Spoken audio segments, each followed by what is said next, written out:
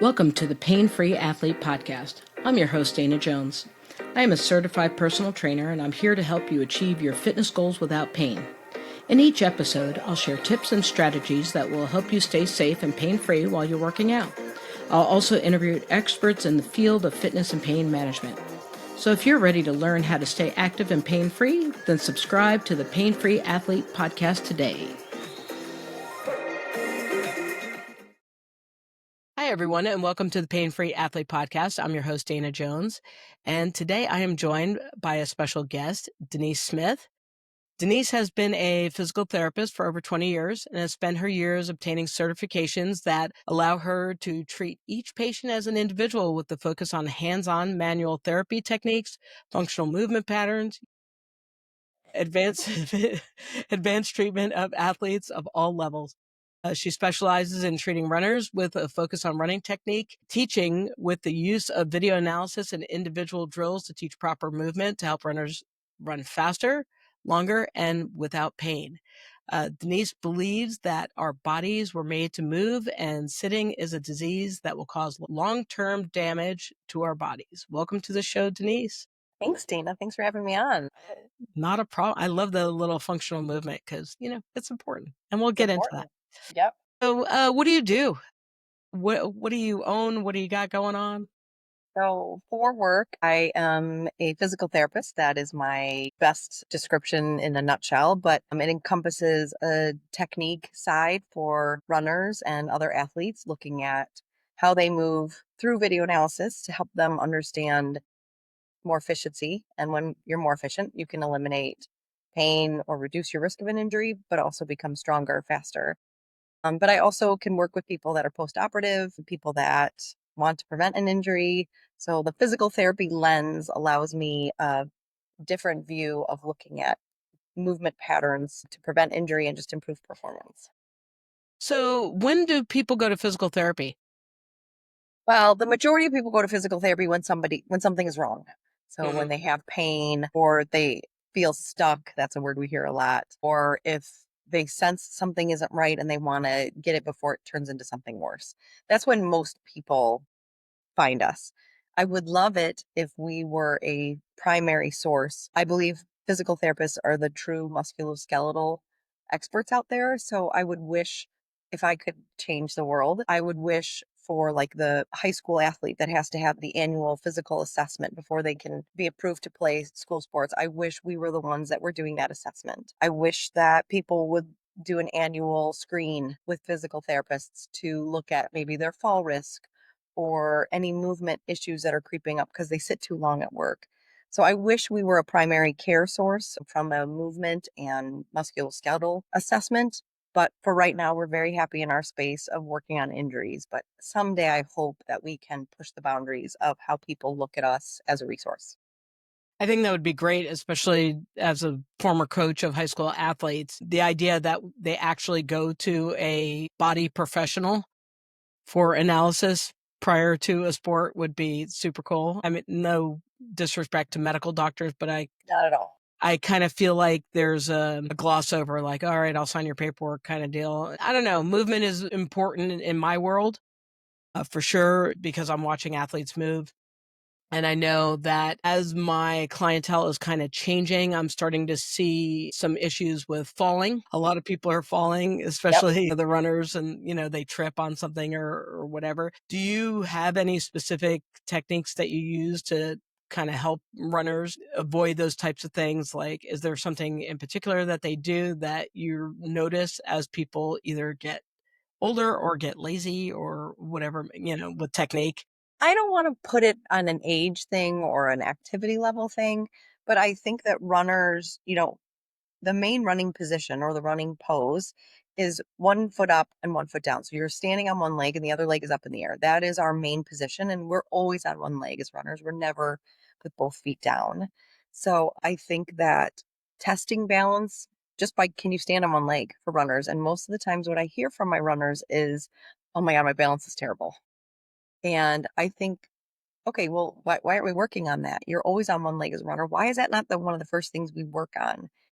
And some new research has come out in the last year or 18 months that talks about the role of balance training after the age of 40.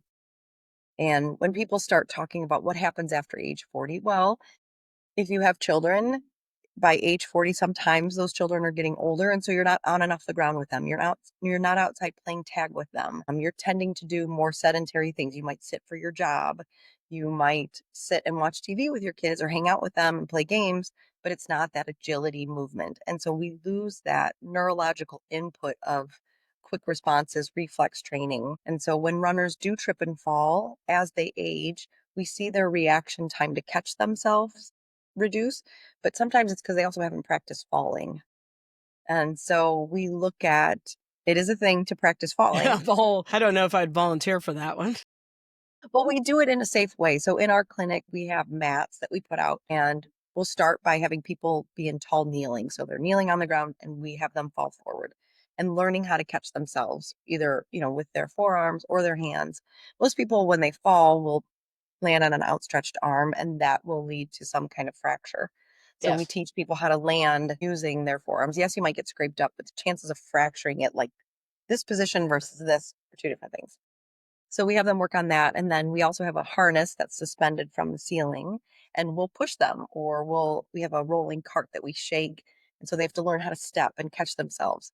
So that ability to take a step quickly in any direction is something that you have to keep training. And if we're not working on agility, and some people think, well, like I'm a runner, why do I need to work on agility? And agility is defined as a rapid change in movement or in direction. Agility could be like, oh gosh, all of a sudden my dog's leash, if I'm running with my dog, is caught under my foot. How do I quickly pull up? Or I'm a trail runner and there's a root, I need to pull my foot over. So agility in running can happen at any time. You catch your toe on a curb or a raised sidewalk. You got to be able to quickly recover that. So we work on that. I love that because I never thought about the fall prevention piece.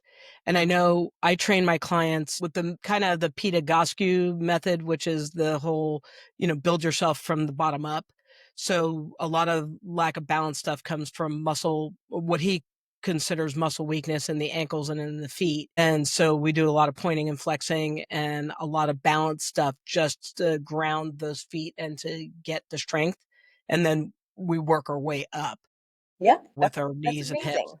and stuff, but I never thought about actually teaching people how to fall because that would be ideal because we never fall pretty, and I've never been someone who fell pretty, so Not meant to be pretty because we don't want you to do it, but if you can at least do it in a safe way, then it do you recommend, and this is totally random, but do you recommend that they try to turn when they fall instead of falling? I mean, obviously, if you're tripping on a curb, you may not have the ability to turn yourself a hair or something to land on more of the fatty stuff as opposed to your fingers or yeah. wrists or Well, we know that that can be trained because we train, let's take a volleyball player for, when these kids are in middle school and high school, we are training them how to hit the ground and roll. So you can teach someone whose reaction is to just put their hand out to maybe work on tucking and landing that way. And so, yes, if ideally we can get them to fall on something softer or meatier, that'd be great. That's not always possible, but if we can get people to like have that quick reaction to be able to do something, and I don't think it's bad to train that anyway. Like even if you miss, um, if you're strong enough and you've worked on this, on preventing this, your reaction time will be faster, and you might just lessen the brunt of it. It might still end up not good, but at least you can lessen the brunt of it. I yeah, think the other thing I'm seeing with runners is, and I won't pick on a particular shoe company, but I'm seeing these shoes that that are are like, big and fluffy. yes. And I think it's awesome that you want your foot to feel like it's on a cloud. But if you have no sensation of what your foot is doing and your foot is weak because now you're like walking on this like cloud of air, well, that changes your perception. And that perception of where you are in space and what your feet are doing with the ground can definitely change your control or your feeling of. I agree with you, and I've seen Achilles issues as a result of that because especially when you're running distances, you land and there's a jiggle because you're on a foam piece and it's not sturdy, so then that shift, and if your foot isn't strong enough or ankles aren't strong enough to tolerate that movement repetitively, then eventually your Achilles is like, I'm tired. And then you'll see a little inflammation or aggravation of the tendon as a result of it. Yeah. And doctors will call that a overuse injury, and we call that a misuse injury because the tendon just got tired of trying to do, like you said, something it's not designed to do. Yes. But if you are training in this three-dimensional world of reaching and hopping, the tendon may have better, um, that's what I want to say, tolerance to unnecessary movement. That's yeah, that makes sense. Reflexes, because you've mentioned that, like, reaction times and stuff. Is there something that or exercises that you do to kind of teach reflex training? I know, I always think of whenever I think of this, I always think of, what is it? Formula 1 drivers. And they always have them with the lights, and they have to tap, the light wall and do whatever to practice their reaction. Is that something that we need to do if my backside is sitting in front of a desk all day? Yes, yes. Now, not everyone might not have access. We use a group of light up things called Blaze Pod. Not everyone has Blaze Pods, but even if you can take like a ruler and someone drops the ruler and you just have to try to catch it before it slips through your fingers, that is reaction training. Reaction training could be that someone pushes you, just a little nudge, and you know how to take a step out. Reaction training could be that you can print these out online, that it's a series of like two hands, one hand, like with the right or left hand. So what you're doing is you're reading this chart, and as you see the picture that depicts two hands, you touch the ground. If it's one hand with your right hand, your left hand. So you're doing this pattern repeatedly, following along on the sequence. You're laying on the floor, standing at the counter, that you're reading along and trying to react to what symbol, if it's one hand, two hands, both hands at the same time, whatever it is, that your brain is recognizing a pattern and you're having to repeat it quickly. Well, you don't need fancy equipment sometimes to just do reaction training. Some of the reaction training I do is like I'll put different songs on with different cadences. So, can you find the beat? Mm. Sometimes just cadence training is a good way to get your brain and your body to work on that connection. So, you can get really into reflex training, or you can do very simple things just to keep that mind body connection going. It's funny because it reminds me of when we were kids where you hold your hands out and then you'd have to smack somebody's hand. So we did all these drills as children, but somehow as we got older, it got stupid or whatever, and we stopped doing it. And Well, what was the one with like, not Bop It, that's fun too, but it was like a circle with like an orange and yellow, and it was like a pattern. You had to keep repeating like Simon, sign. Yeah, Simon. So like that, it could be as simple as that, as you got to repeat patterns that something else is giving you.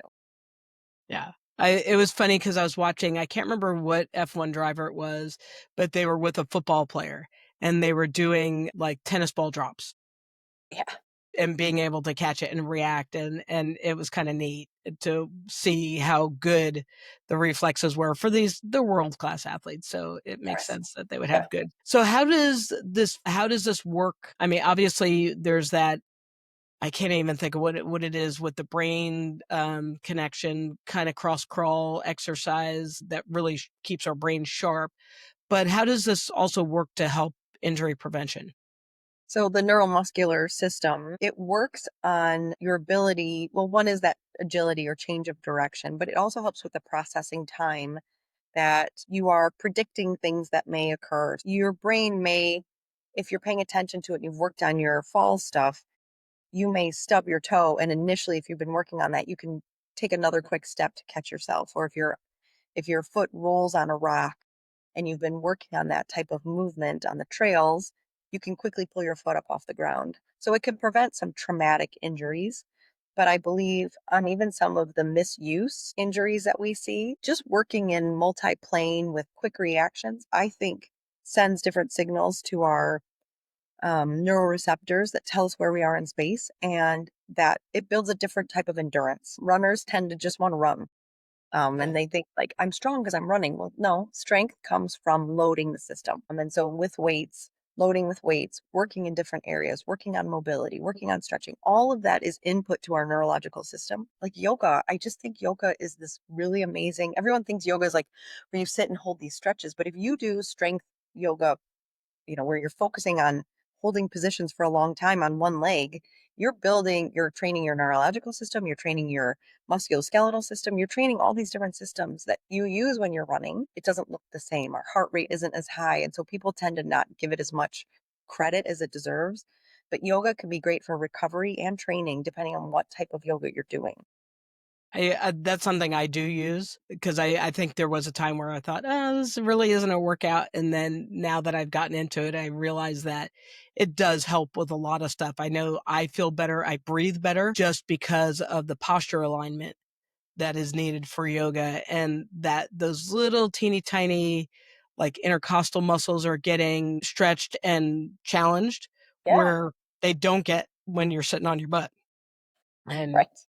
watching TV and doing whatever. So you mentioned endurance running, and I don't know about you, but I imagine you're probably dealing with your share of ultra runners. And what are you seeing? Because I'm always just perplexed with ultra running. It's this wild card because I see there's people out there that totally make fun of all the new ultra runners, with all their fancy equipment. And they're like, I'm just a guy that goes out there in my cargo shorts and a baseball cap and a beer and I run 100 miles and I'm done in my Converse sneakers. And then there's the people who have decided that it's a sport and are just geared out to the nth degree, and they're doing these crazy 100-mile races, and I don't know, it feels a little like it's more addictive. Like, there's a certain personality type for sure that seems like they're attracted to it. What are you seeing in terms of your clients? Well, it's interesting that you say that because probably 60 to, probably, I'll say 60% of my ultra runners have some form of addiction. So a couple of them have gambling addictions. Some of them are recovering alcoholics or drug addicts. And so I do find this addictive personality, but I think it goes to show how their brain works. Like they attach to something and find very deep meaning in it and some sort of fulfillment or answer. And they tie it to that. And so I think it's a healthy outlet. I do have to warn them when they start getting injured, like, you can't let this set you back for why you started running. Your injury isn't defining you, and the sport doesn't define you. It's part of you, but it's not the definition of you. So if you don't have running, it doesn't mean that you aren't succeeding in fighting your addiction on something else. So I just always make sure, and I do this for every athlete, actually. It's not just my ultra runners, but I have a team of psychologists and mental health professionals that I work with anyway to make sure my runners are always in a safe mindset, that they don't wrap too much of their life around their sport so that if something changes, they haven't lost who they are. And I find that especially true with my ultra runners. To be out in the woods at night with nobody with you for maybe a lap that's even 6 miles long or 25 miles long, and you have a wonderful mule up ahead, which is your wife or your spouse or your best friend waiting for you, is really a draw. Sometimes 6 miles can be a really long time to wait to see a friendly face, and so finding that connection to and that perseverance, or my favorite word is grit. Finding that grit to get between the aid stations when you're alone and it's tired and your feet are wet. That takes a really special, strong spirit. And so I love my ultra runners. They're my favorite ones to work with because of that grit that they have, that to dig that deep on times when you just want to give up and they don't. It's fascinating to watch them. I've never seen anything so crazy because there's also I want to say a lack of what's the best way to say this? So I work with triathletes and I also do triathlon, and it's very structured and rigorous, and fits a certain personality type, let's just say. And ultra running, I feel like doesn't fit that personality type. I feel like there's a little bit more of I guess, an even attraction, and that you could be somebody who's like super type A and needs to run your 9 miles every day so that you're training for your race or do whatever. Or you could just kind of be like, hey, I just showed up. Cool. Let's go. And you're not necessarily holding yourself to this strictness of a schedule where I feel like triathletes, if there's any bump or an injury or anything within their schedule that happens, then it almost feels like, I can't do it, missed a week of training, so that's it. I'm just gonna suck and it's not gonna work out well for me. Like, I Like don't know. ultra marathoners don't care if they walk. Like Yes. they see walking as still movement forward. Yes. Whereas the endurance, the triathletes are like, you can't walk at all because you can't lose 1 second. Yes, In the ultra world, you have hours. The only time you have hours in the triathlon world is an Ironman, and there's only a certain amount of hours you get. that's true. So if you haven't gotten your run by a certain point, they pull you. I mean, in the ultra world, that sometimes happen with some of the higher, the more publicized races. But some of them, they're like, go ahead, take 4 days. We'll wait out here with you. We'll just, Right. So I think it's that mentality of being comfortable with walking or being comfortable with taking a 20-minute nap and changing your socks. Oh my goodness. That would be wonderful to, like, not feel like, because there is a lot of pressure when it comes to transitions, and that you have to be quick. You can't be camping out at transition and, you're trying to eat whatever crap you can tolerate, and then I some people change their socks, but for the most part, I mean, I have a friend who does everything barefoot, so he doesn't have to change his socks Oh, yeah. because then that takes time. Yeah. But the ultra marathoners don't care about that. Yeah. But a triathlete is like, okay, I got to learn how to eat and hydrate on the bike. I got to learn how to eat a half of a peanut butter sandwich while I'm running and not throw up. So it's a different type of training. On the Yes. ultra runs, you're like literally eating like cheeseburgers and Chick-fil-A while you're, at an aid station, and you can lay down and take a nap, but you can't do that in the tri world. So very different types of training, very different ways of mentally approaching it. Equally difficult, I think. Just different aspects of it. So you mentioned that you have mental health people, like, and I always tease because I say that I wanna be like Oprah, because Oprah has, like, a team. She has nutritionists, she has her mental health people, she has her fitness person, she has somebody do her makeup, somebody do her hair. None of us are able to do anything, like, do all the things. Right, and obviously you have observed this, and I really appreciate the fact that you are including mental health support within your services, because there is that time when athletes get lost, especially during an injury time, where it's a loss. I mean, it's a loss of your tribe, it's a loss of possibly a schedule, it's a loss of an outlet, a healthy outlet for some of us. We really need to make sure that we're doing something. And so what made you go there to get to this mental health support and be able to offer that as part of your service? My undergrad in college was psych, so I think that's where it started, where I had a couple professors at Marquette University where I went that would talk about staying in your lane. And it really hit home with me because I thought I do love how the mind works. Like, don't get me wrong, that's how my practice is centered, but that's not my main job. I can talk about it and we can talk about what people are feeling, but I'm not trained enough to counsel on that. And so I'm lucky in my town here of Crystal Lake. I have the best experts within a phone call. Some of them, are busy, but will always make time for my clients. And so, I do have a nutritionist that I work with regularly. I have a sleep specialist. I have her, she's a sleep psychologist. I have a mental health, or what we call her sports performance, because some of my athletes don't want to talk mental health, but they will talk about sports performance. So I can use those words interchangeably depending on what my patient's need. We have MDs that are specialists in monitoring hormone levels and monitoring blood levels for some of my high schoolers. So I think I function better with a team because I think our athletes, then we see them rise and return to sport very quickly, feeling much more confident because they have this team surrounding them being like, listen, we'll watch all those things for you. You do your thing, but we'll help you get back to that. So I think it just maybe a little bit of my training, but more that I am lucky to be in this town that has these resources that we all love it. We love working together. We love watching these athletes thrive and return because of their dedication to it. So I just think it's a good tribe that I'm in that makes me want to do more with these professionals. Well, and I'm also seeing that the younger generation are more open to receiving these types of services than I remember being as a college athlete. It was like, I would never wanna do any of this stuff, and now it almost seems like even the professional athletes, the younger professional athletes do have mental performance coaches or whatever they possibly call them, so that if they're having a issue with, hitting streaks or whatever it may be, to make sure that they can handle the pressure of performing for whatever their season may be. Yeah. I mean, that's what, I also I don't want to turn it into like counseling sessions every time somebody's here. I do think there's a little bit of you got to push yourself at some times, but if you have the right tools for managing that, you can move forward, acknowledge how you're feeling and continue to grow and not use that as a crutch. But seeing, some of those NFL players that go on the sidelines and are reading mental performance books while they're on the sidelines and the cameras capture it, I think that's a really, I have a son who's 13. He asked for that book for Christmas, and of course I can't remember right now or who the player was that was reading it.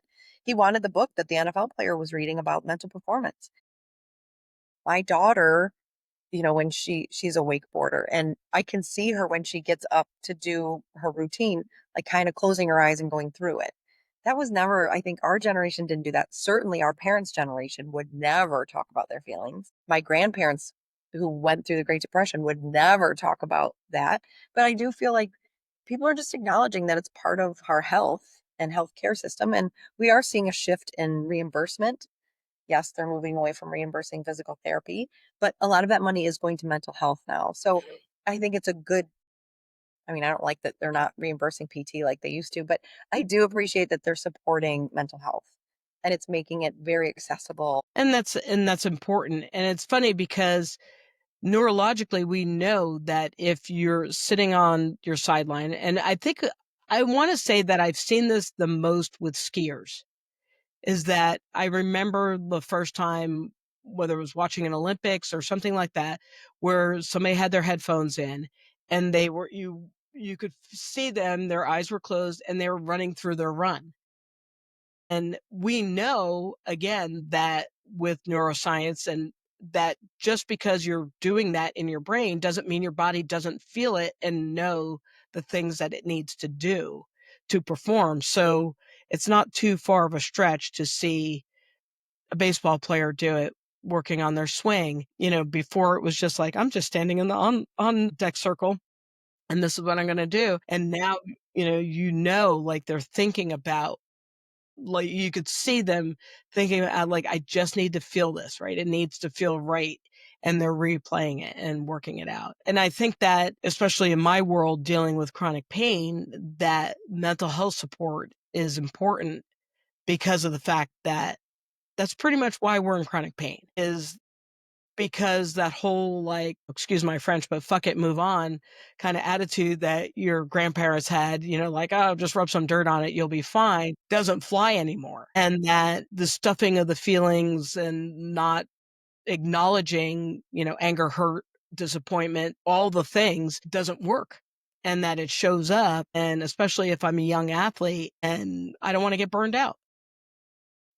If I'm taking all this time and I'm dedicating this time, I don't want some back injury that I have literally nothing wrong with my back to keep me from performing because I'm mad at my coach or I'm mad at my mom for making me play tennis or whatever, Yeah. kind of thing. And I So, think with chronic pain too, you become fearful of movement because every time you oh, move, for it sure. hurts. So then you stop moving, and then that cycle perseverates a little bit. We have a pool that's a warm water pool that we get people in, and we just have them close their eyes and like, what is it? What are you imagining movement feels like right now? And you can see them limited, like they're suspended in water. There's nothing working on them, but we'll tell them to like, okay, look over your shoulder. You're in your kitchen. Look over your shoulder to someone at the kitchen table, and you'll see them like barely move. And so you're like, okay, let's get you moving again. So I just think there's this like downward spiral that happens once you have pain because of movement, then you stop moving, but then you get weaker, then you get more tight and having breaking that cycle is hard. Yes. So having that support system of counselors, of spiritual guides, family, friends, dietitian to help you break that cycle somehow, as hard as it is, you got to start somewhere. And so we find that sometimes just gaining confidence and seeing yourself moving differently is a start. And I 100%, because when I started this work, that was a probably the first conversation was with my family, which is, "I'm doing this work, and you're gonna see crazy Dana, whatever, as I work through this stuff, but I'm really hoping, because it makes sense to me, that this is going to be okay." And then the first phone call I made was to my therapist to say, "I'm doing this work, and I need you to support me," because that's huge too. And there is still this default kind of belief that just because you're a doctor, you know better. Or just because I chose this therapist, I have to stay with this person. And so it's really important for you as an athlete and as a patient to advocate for yourself. And if it's not jamming, then you got to move. And that's okay. That's a lot of us would rather you leave us and find somebody that's going to help you than stay in a cycle that's going to just keep it going. So I'm always okay if patients are like, I found somebody else. Like, great, go. I'd rather you go than stay here and not get better. Yeah, no, for sure. What do you, so, um, what are you working on? What is your next kind of project that you're doing, or what do you offer? Well, the big thing that we're working on right now is continuing education for other providers. We think that there is a disconnect between what's being put out there by our in the physical therapy industry with um there seems to be two camps in our world of either you love manual therapy or you hate manual therapy, or you can do all your continuing ed online now. So we're trying to find a way to breed and bring together different specialties to help people learn in different ways. So trying to work on like treating the injured runner, making continuing ed course for that, that people can come and and have a psychologist here, have the nutritionist, a pelvic health specialist, everything that would help that injured runner, help them learn to find their tribe, to help that patient get better. So that's what we're working on right now, is just trying to work on different ways to educate therapists out there on how to build a community of on how to help treat patients, I should say. So that's our big project. But like for our day to day work with our patients, really working on helping athletes, and athlete could be anybody that just gets out of bed in my head. It doesn't have to be like Mhm. an endurance athlete or an ultra runner. But I want them to understand that we are here to just guide people. We're the guide. I always joke, I have a little Dumbledore in my room. My patients are Harry Potter. I'm Dumbledore. So I want to teach them how to do it themselves. They'll come in and be like, "You're going to fix me, right?" And I'm like, "I'm not going to fix you. You're going to fix you. But I'll teach you how to do it and I'll guide you on that." So I think our day to day world is really focusing on trying to look at things from a prevention standpoint, but also realizing a lot of people don't find PT until they're injured. So when we got them, trying to train them. That's awesome. So, Denise, how do we get in touch with you? Well, the easiest way is to go to our website, which is smithptplus.com. All of our handles are similar to that. So Instagram is actually Smith PT Run, but our Facebook is Smith PT Plus. I started out as Smith Physical Therapy and Running Academy when I first opened by myself, but now I have specialists that work on falls and concussions and pelvic health and dance medicine, and golf medicine. So we expanded. So now we're Smith Physical Therapy Plus, because the plus can be a lot of things.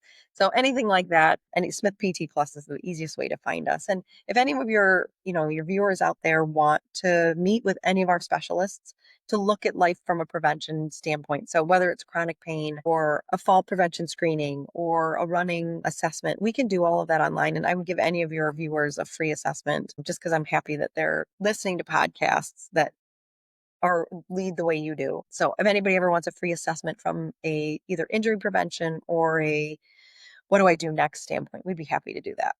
That's awesome. Well, Denise, thank you so much for joining me today. I really appreciate it. Well, thanks, Dana. Thanks for everything you do for the community too. Awesome. Yay.